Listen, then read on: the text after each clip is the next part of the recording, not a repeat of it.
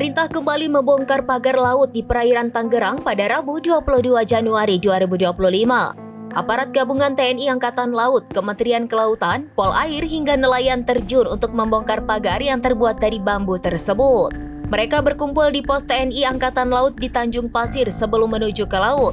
Sebanyak 900 aparat gabungan dikerahkan dalam pembongkaran pagar laut ini. Dirjen PSDKP Kementerian Kelautan dan Perikanan, Bung Nugroho Saksono mengapresiasi masyarakat yang ikut pembongkaran hari ini. Dalam pembongkaran pagar laut ini, TNI Angkatan Laut menurunkan sejumlah alutsistanya seperti 3 unit tank amfibi. Tank amfibi ini digunakan sebagai kendaraan VVIP. Beberapa pihak turut menerjunkan kapal-kapal penjaga pantai dan kapal patroli.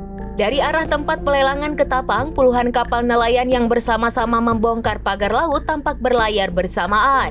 Setelah sampai ke tengah laut, para nelayan juga terlihat bersemangat meruntuhkan pagar laut yang terbuat dari cerucuk bambu tersebut.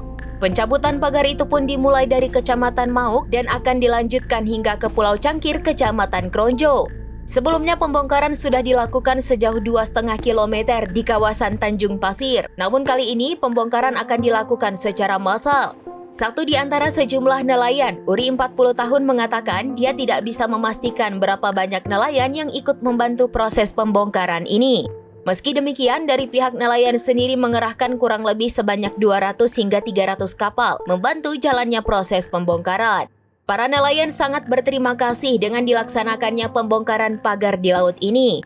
Hal itu dikarenakan eksistensi pagar di laut tersebut berdampak pada meningginya modal untuk melaut, sedangkan pendapatan hasil tangkapan laut menurun.